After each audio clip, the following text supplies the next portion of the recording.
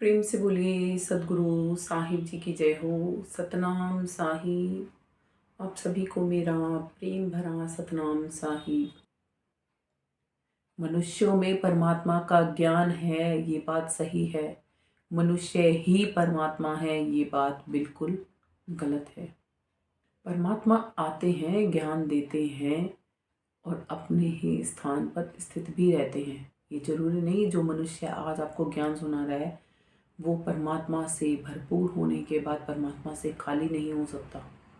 अहंकार वश खाली हो सकता है, क्योंकि केवल एक इस इंसान में ही परमात्मा हो ये जरूरी नहीं और ये होता भी नहीं। परमात्मा असीम है, अनंत है, अपार है। उसको हम किसी एक चीज़ में बाउंड नहीं कर सकते, उसको हम एक चीज़ में बांध नहीं सकते। देखा भी है ना, श्री कृष्णा जब नाटक हम देखते हैं तो उसमें यशोदा मैया कृष्ण जी को बांधने चलती है, जितनी भी बड़ी रस्सी लेती है वो इतनी सी छोटी ही रह जाती है हर बार। कृष्ण जी खुद से खुद को बांधते हैं तो ही वो रस्सी बनती है, वरना नहीं बनती। ऐसे ही परमात्मा को बंधन में हम नहीं बांध सकते। वो खुद से आके ज्ञान देना चाहे तभी हम प्राप्त कर सकते हैं। वो मेहरबानी भी उन्हीं की होती है कि वो किस घट में आते हैं और कहते हैं बलिहारी वाह घट की जा घट वो मालिक प्रगट हुई। उस घट पे बल हार जाना चाहिए जिसमें वो आकर अपना ज्ञान उस समय पर सुनाते हैं, उस घट के सदके करने चाहिए। इसीलिए ही मैं अपने गुरु के सदा सदके करती हूँ कि उस घट में परमात्मा आकर मुझे ज्ञान देकर गए हैं। मुझसे उन्होंने उस घट में आकर संपर्क स्थापित किया, मुझे उस ज्ञान से ओतप्रोत कबीर साहिब जी कहते हैं सब घट मेरा साइया बसता सुननी सेज नहीं कोई, बलिहारी वाह घट की जा घट प्रगट होई। इसीलिए ही आज मैं उनके ज्ञान को जान पाती हूँ, तत्व रूप में उनको प्राप्त कर पाती हूँ और ज्ञान रूप में उनको जान पाती हूँ। यदि वो घट नहीं होता तो हमारा संपर्क स्थापित करना शायद मुश्किल होता था। जैसे इंग्लिश के सब्जेक्ट का कोई टीचर है और मुझे इंग्लिश नहीं आती, हमारे बीच में इंग्लिश और हिंदी दोनों का जानकार यदि कोई आ जाए तो वो उनकी इंग्लिश की बात समझ के मेरे पास तक हिंदी में रूपांतरण करके भेज सकता है, तो मुझे वो इंग्लिश समझ में आ जाएगी हिंदी रूपांतरण के साथ में। बिल्कुल वैसे ही परमात्मा आत्माओं से संपर्क करते हैं। तन ये एक माध्यम है संपर्क स्थापित करने के लिए, क्योंकि इस दुनिया की भाषा उस दुनिया की भाषा से बिल्कुल अलग है। और जब हम धीरे धीरे सीखते हैं तो एक हिंदी और इंग्लिश पढ़ा हुआ अध्यापक बच्चे को हिंदी भी पढ़ा सकता है और इंग्लिश भी पढ़ा सकता है। बच्चा हिंदी पढ़ा हुआ होगा तो भी वो इंग्लिश सीख सकता है। फिर धीरे धीरे इंग्लिश सीखी जाती है और वो बच्चा जो केवल हिंदी ही जानता था इंग्लिश भी जान जाता है। ऐसे ही हम आत्माएं संसार को जानती हैं, समझो हिंदी हिंदी को जानती हैं, इंग्लिश नहीं जानती, यानी कि परमात्मा को नहीं जानती, उसकी भाषा को नहीं जानती। जब हमें बीच में जानकार मिल जाता है, इंग्लिश और हिंदी समझने वाला मिल जाता है, वो हमें समझाता है हिंदी में भी और इंग्लिश में भी, तो हम समझ जाते हैं ना, और धीरे धीरे हमें इंग्लिश भी आ जाती है। ऐसे ही परमात्मा की भाषा भी आत्मा को धीरे धीरे समझ में आने लग जाती है, ज्ञान आने लग जाता है। जब जब हम तत्वदर्शी संतों की शरण करते हैं तब। ये आपको इंग्लिश और हिंदी पे सब्जेक्ट पे उदाहरण दिया है, क्योंकि इन्हीं माध्यमों से हम संसार में पड़े हुए हैं। इसीलिए आपको ये संसारिक उदाहरण दिया है इंग्लिश और हिंदी का। आगे साहिब कहते हैं वहाँ से जब तुझे भेजा था भजन करने के लिए और यहाँ पर आकर तू आत्मा भूल गई। क्यों भूल गई? क्योंकि संसार में ही रमित होकर रह गई। आगे कहते हैं ये जिनके लिए तो भूली हुई है ना, धन बंधु पुत्र नारी, जिसके लिए भी हम यहाँ संसार में जी रहे हैं। एक बच्चा होता है बचपन से, जब वो उसकी यात्रा शुरू होती है एक आत्मा की बच्चे रूप में, तब हम जो बड़े होते हैं उसको कभी याद नहीं दिलाते कि वो आत्मा है। क्या करते हैं, तू मेरा बेटा है, तू मेरी बेटी है, तू ये है, तू वो है, सारे रिश्ते नाते गिनवाते हैं, मैं तेरी मम्मी, बोल मम्मी, मैं तेरा पापा, बोल पापा, मैं बुआ, मैं मौसी, मैं मामा, मैं मामी। ऐसे हम रिश्ते नाते गिनवाते चले जाते हैं उस बच्चे को। उसको फिर शिक्षाएं देते हैं संसार की, स्कूली शिक्षाएं, जिसका अभी आपको उदाहरण भी दिया सब्जेक्ट के तौर पे। धीरे धीरे धीरे धीरे करके वो बच्चा पूरा संसारी हो जाता है, वो आत्मा पूरी संसारी हो जाती है। कैसे कि खुद को तो याद किया ही नहीं कभी। जब परेशानी हुई तो थोड़ा बहुत मंदिरों में चला गया, पंडितों से, मौलवियों से, जो जानकार थे ज्योतिष ज्ञान के, ज्योतिष विज्ञान के, उनका संग किया। बस इतने में ही रह गया कि संसारिक परेशानियां खत्म हो जाए। धन धान कमाना सीख गई, संपत्तियां जोड़ना सीख गई, कुटुंब परिवार बसाना सीख गए। नहीं सीख पाए तो आत्मज्ञान, नहीं सीख पाए तो परमात्म ज्ञान।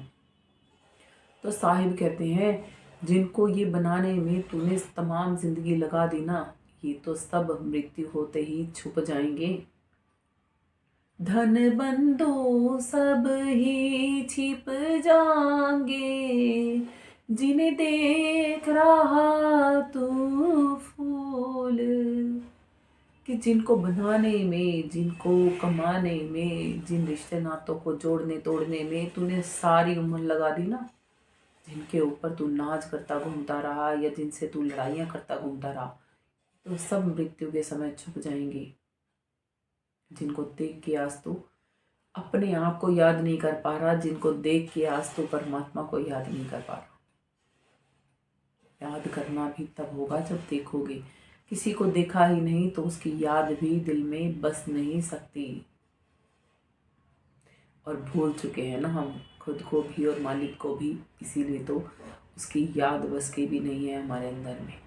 आगे साहिब कहते हैं, कहे कबीर तेरे कोई कोई, गैल पड़ी है भूल। उन्होंने क्यों नहीं जगाया जब एक छोटा बच्चा जीवन में आया था, क्योंकि वो खुद भी भूले हुए की दुनिया में ही तो थे, खुद भी भूले हुए थे और आगे भी भूले हुए का संग मिल गया। इसीलिए ही उस आत्मा को किसी ने जगाया नहीं। बस संसारी थे, संसार में आए, संसार के होके कर्म कमा के जीवन छोड़ के और चले गए आगे, फिर से मरने खपने के लिए, फिर से नया जन्म और फिर से मृत्यु, फिर से नया जन्म और फिर से मृत्यु प्राप्त करने के लिए। यही भूल है। इसीलिए कहा जाता है कि राम भूल का ठोला मार देता है। अगर हमें आप आज से पहले के तमाम जीवन याद हो ना, कि हम कभी शेर बने, हम कभी कछुआ बने, हम कभी सांप बने, हम कभी बिच्छू बने, हम कभी मकड़ी बने, कभी मक्खी बने, कभी मच्छर बने, वो तमाम शरीर हमने धारण किए हैं जो आज हम अपनी इन स्थूल आंखों से देख रहे हैं। तो हम यहाँ एक पल भी रुकना नहीं चाहेंगे। कितना कष्ट, कितनी पीड़ाएं थी उन तनों में, तो आज हम इस तन में मनुष्य तन को साधन बना के परमात्मा तक पक्का चले जाएंगे। यही साहिब बता रहे हैं कि यही भूल का ठोला है जो लगता है, जिसके कारण आत्मा जिस तन में जाती है उस तन के ही प्यारी होके रह जाती है और फिर से वहाँ कर्म करती चली जाती है और कर्मों के फल के रूप में भुगता बन के लक्ष्य 84 की तैयारी कर लेती है। आज ये मनुष्य का तन मिला है, आज मनुष्य के तन में कमानी तो थी प्रभु बंदगी, कमाना तो था यहाँ से जाने का मार्ग, और कमा बैठे कर्मों का मार्ग, आवागमन का मार्ग, जन्म मरण का मार्ग। मुक्त होने आए थे हम यहाँ पर मनुष्य तन पाके, और क्या कर लिया, फिर से जेल की तैयारी कर ली। कारागार किसको पसंद है? सबको मुक्ति ही पसंद है। कौन चाहता है कि सोने की जेल में बंद हो जाए? कौन चाहता है कि लोहे की जेल में हमें बंद किया जाए? सब यही चाहते हैं हम स्वतंत्र हो जाएं। आत्मा को इसीलिए कहा जाता है जब मनुष्य का तन मिलता है तब वो केवल मात्र एक चीज के लिए स्वतंत्र होती है, कर्म करने के लिए। और कर्म ही है जो हम यदि इस जीवन में आके ना करें, नहीं कर्मी हो के कर्म करें तो बच सकते हैं।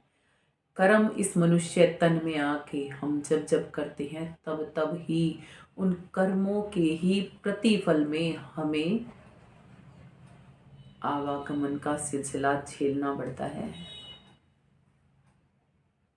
फला अनुसार आत्मा जैसे जैसे कर्म मनुष्य तन को पाके करती है, फलों की भोक्ता बन के अन्य तनों में जाके, भोग योनियों में जाके उन्हें भोगती है।